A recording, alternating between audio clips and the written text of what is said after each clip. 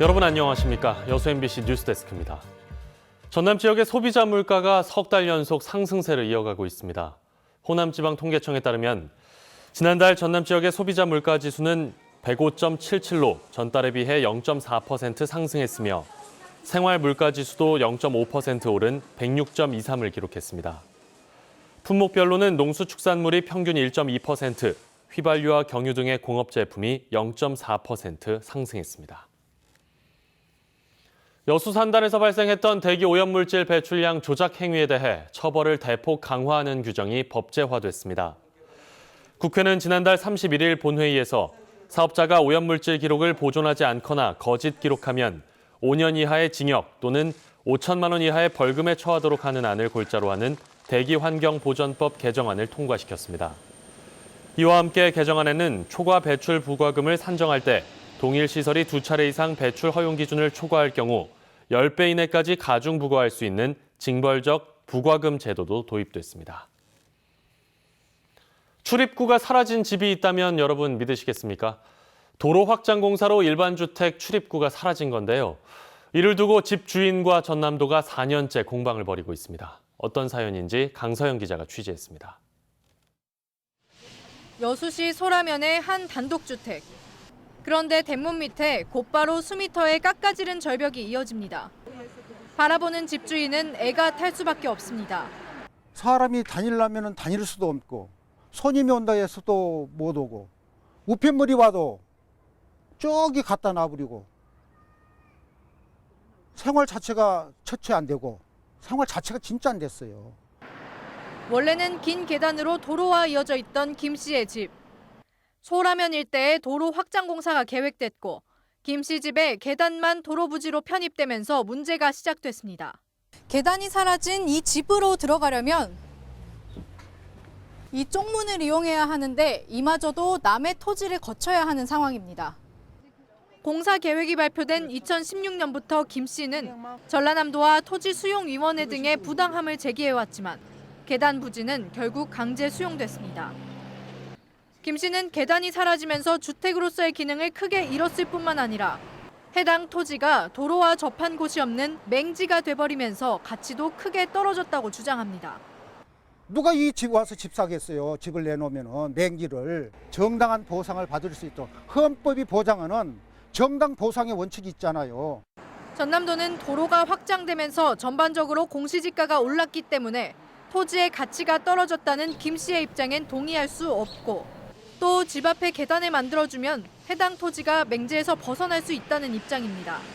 최초 우리가 협의했던 대로 앞에다가 지금 해드리려고 협의를 하는데 거부를 해요. 하지만 김 씨는 전남도가 계획한 계단의 위치와 폭이 맹지를 벗어나는 조건에 해당하지 않는다며 강경한 모습입니다. 특히 4년째 전라남도와 원만한 해결에 나서려 하는데도 전남도는 원칙적인 답변만 하고 있다며 해당 사안을 국민권익위원회에 제소했습니다. MBC 뉴스 강서영입니다. 수십 년간 열악한 생활 환경에 노출되어 온 여수 율촌면 도성마을 주민들이 정주 여건 개선을 요구하고 있습니다. 마을 주민들은 지난달 31일부터 여수시청 앞에서 잇따라 집회를 갖고 건강권과 환경권을 심각하게 위협받는 거주 여건 속에서 수십 년간 고통받고 있다며 조속히 정주 여건을 마련해 줄 것을 촉구했습니다. 주민들은 부모 세대들이 한센인이라는 이유로 지금까지 철저히 방치되고 있는데도 여수시는 줄곧 외면해왔다며 당국의 조속한 대책을 촉구하고 나섰습니다. 19세기 말 울릉도를 개척하고 독도라는 섬 이름을 부여한 전라도인들의 발자취를 찾아가는 의미 있는 답사가 진행되고 있습니다. 호남대 인문사회연구소는 어제 고흥군 금산면 오천항에서 2019 독도 탐방단 발대식을 갖고 4박 5일 동안의 일정으로 구한말 전라도인들의 울릉도 독도 개척 코스 답사에 나섰습니다. 호남대 인문사회연구소는 1882년 울릉도 개척민 141명 가운데 115명이 고흥과 여수, 순천 등 전라도 출신이었으며 고흥 사람들이 울릉도 인근의 독도를 처음 발견하고 고흥 금산면의 독섬과 닮아 독섬이라는 이름을 부여한 역사적 사실을 밝혀냈습니다.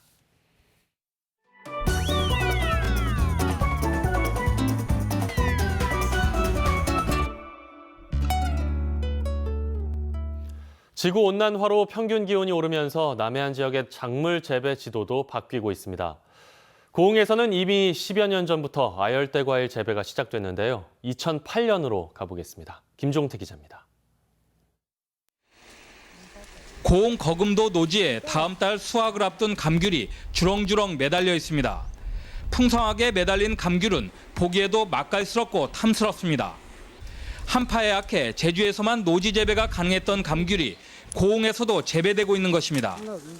평년을 웃도는 높은 기온에 좋은 토질로 오히려 제주산보다 맛이 좋다는 평가까지 나올 정도입니다. 다시 나무를 심어가지고 모험을 했는데 이걸 위해서는 날이 뜨셔가지고 한파 없이 무난히 농사를 잘 진 거예요. 하우스 내에서는 평소 친숙치 않은 아열대 과일인 불수감도 잘 자라고 있습니다. 열매 자체의 높은 비타민C 함유량으로 잼과 차로 만들어 먹을 수 있는 과일입니다. 인도가 원산지인 불수감이 남부지방의 기온 상승으로 하우스 내에 별도의 난방 없이도 생장이 가능해진 것입니다.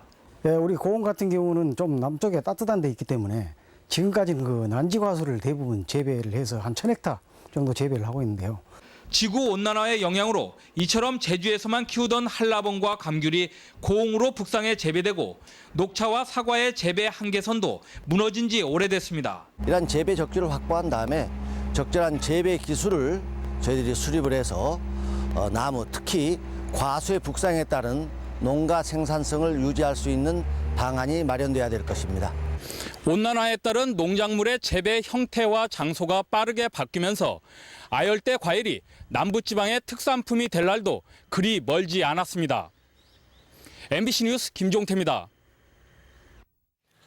지구온난화 현상은 더 빠르게 진행되고 있습니다. 작물 지도가 바뀌고 기상 이변도 계속되고 있고 생태계 파괴 역시 가속화되고 있습니다. 우리 모두의 관심이 필요해 보입니다. 다음 뉴스입니다. 순천시가 도시재생 사업의 하나로 장천동 맛거리 조성 프로젝트를 실시합니다. 순천시는 장천동 도시재생 뉴딜 사업의 하나로 사업구역 내 음식업소의 맛과 서비스 개선으로 경쟁력을 강화하는 목미락 프로젝트를 진행합니다. 이에 따라 순천시는 목미락 프로젝트의 참가자들을 모집해 컨설팅에 나설 예정입니다. 전남도가 내년부터 지급하게 될 농어민 공익수당 지급액을 60만 원으로 최종 확정했습니다. 전라남도는 농어민 공익수당 지급 조례에 따라 농어민 공익수당위원회를 구성하고 지난 1일 회의를 열어 내년부터 농어업 경영체를 등록한 경영주 24만 3천여 명에게 연간 60만 원씩 4월과 10월 두 차례에 걸쳐 지역 화폐로 지급하기로 확정했습니다.